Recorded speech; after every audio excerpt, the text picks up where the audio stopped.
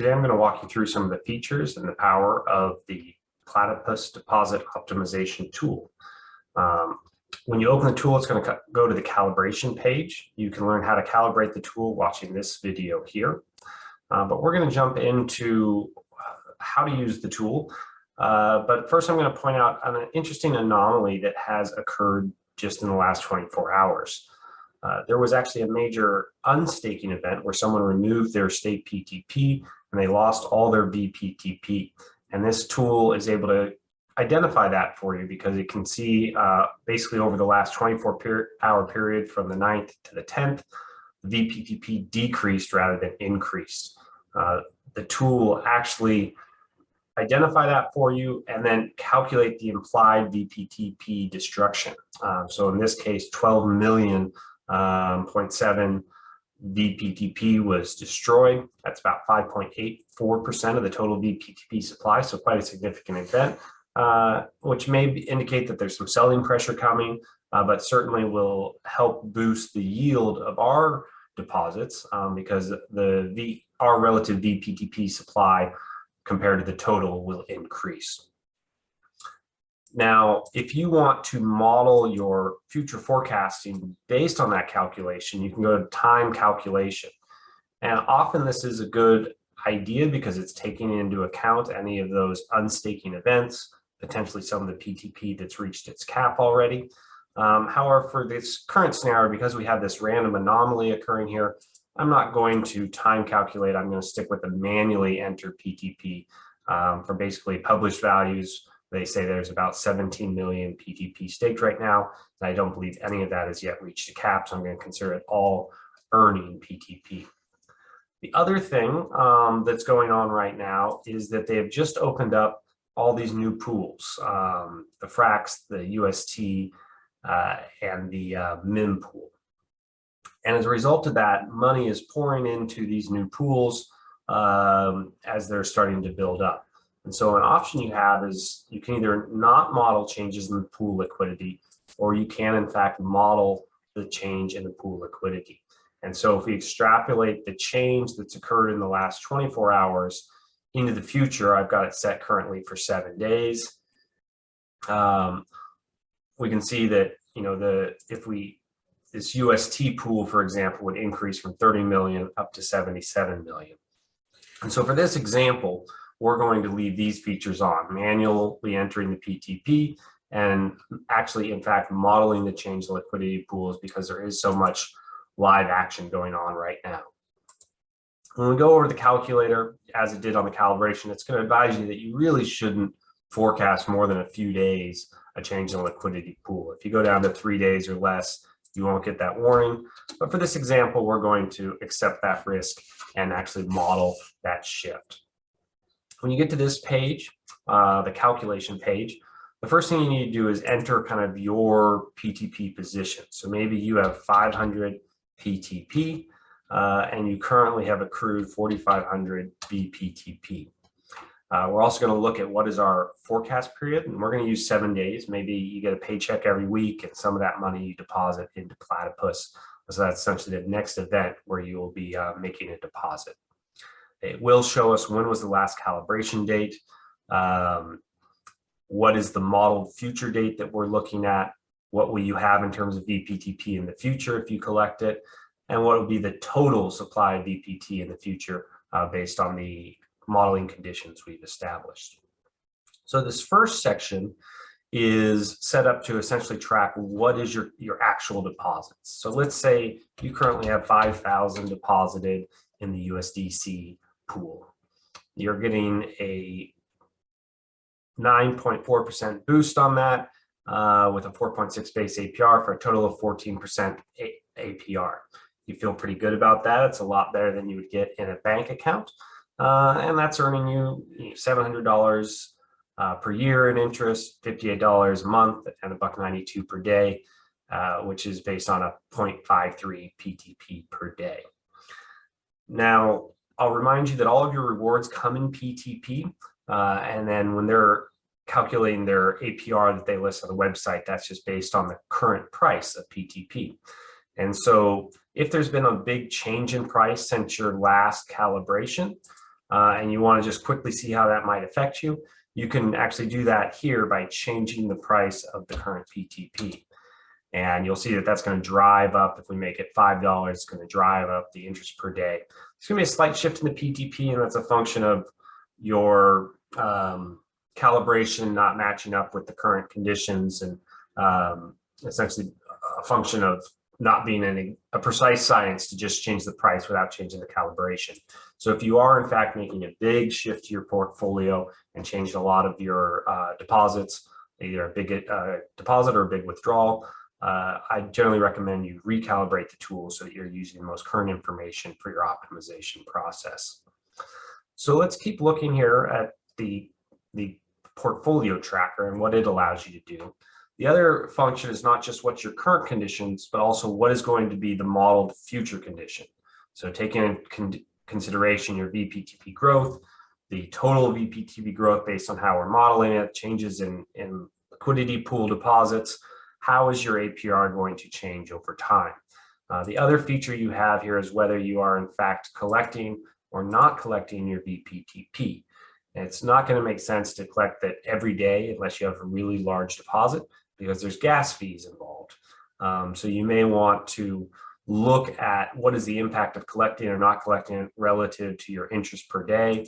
And you can change that from yes to no and see, okay, well, there's a small shift that's happening in whether I collect that VPTP or not. I will note that these other fields are available while the formulas are locked.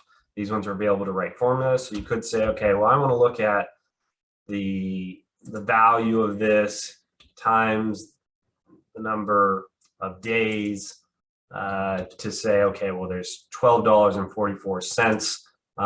It's going to be the savings if I turn it on or off. It looks like about $1 over the week. And so maybe I want to collect my VPTP every 2 weeks or so to optimize that balance. I am developing a Platypus Pro tool, which is going to look at providing a lot of functionalities to optimize your strategy over a multi-year period of time, including how often you should be collecting rewards, collecting your VPTP for optimal net yield.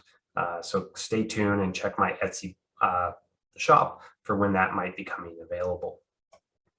Finally, in the regular deposit section, there's also the average. So while we know with good confidence what current conditions are and what that does to our yield, and we have the future conditions, and I'll note that we can predict what we think the price of PTP will be in the future, and that's certainly a value that you want to consider inputting as you're trying to predict the future. But obviously, this future assumptions are hypothetical. We don't know how liquidity pools are going to change. We don't know what PTP staking or unstaking events might occur, or how the price of PTP is going to shift, which is a huge variable. So this is a model of what we expect might be plausible.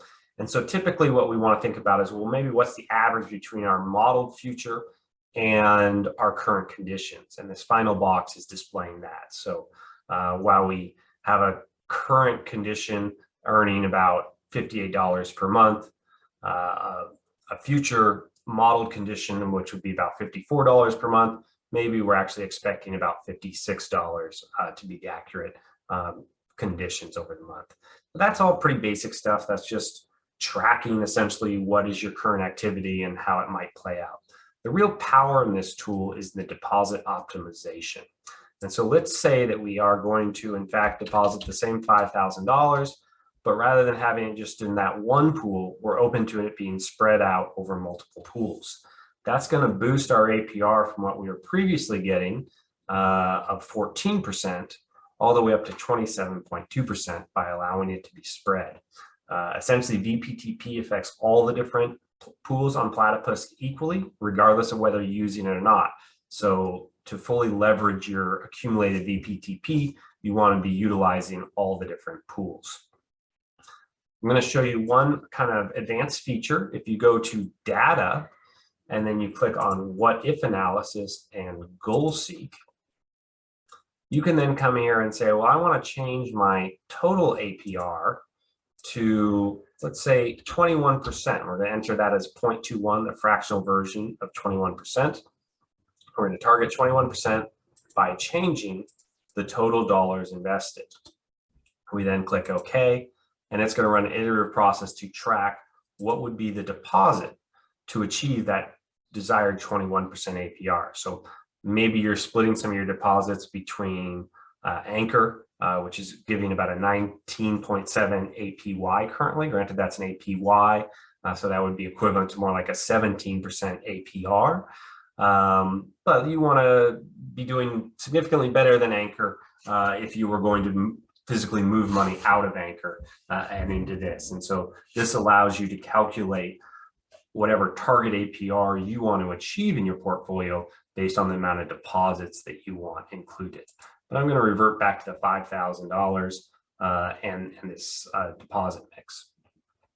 The other thing that is really a powerful feature of this is the ability to turn on and off the pools that you're actually going to utilize. So maybe you don't really trust MIM. It's an algo coin based on an algorithm. So maybe you're not super excited about it for whatever reasons may be. And maybe you don't like DAI either. And so you have the opportunity to turn off any individual pool in terms of it's not going to allow a change based on this calculation to optimize your portfolio. And so because we previously had a zero balance in those pools, we're not allowing a change, they're going to be zeroed out. You see that our total APR has decreased some because we're not utilizing all the pools, but we're keeping our assets in a place that we feel they are very safe, which is a big part of stable coin strategies, is investing in something where we feel like the principal is quite safe. Again, for the optimization, deposit optimization tool, there's both the current conditions and then future conditions based on our modeled forecast of the future, currently 7 days out. We can drive that out 14 days and see how that would change conditions. And then there is also then the average. And the average is really what is driving the recommended deposit. So if you're putting money into this account every 7 days, what is going to be the average deposits that's going to maximize your yield over that 7-day period if you were to do it today? And this is kind of the recommended value. The other feature this tool has is a deposit assistant. So now that we've identified what we think is the optimal deposits, what is really the transactions we need to do to achieve that? So we previously have 5,000 in our portfolio. We're now going to spread that over multiple pools. And so it's going to indicate that we need to decrease the one pool and increase the other pools by this amount. Now, if you've used Platypus before, you'll know that it's not actually super user-friendly in terms of depositing exact dollar amounts.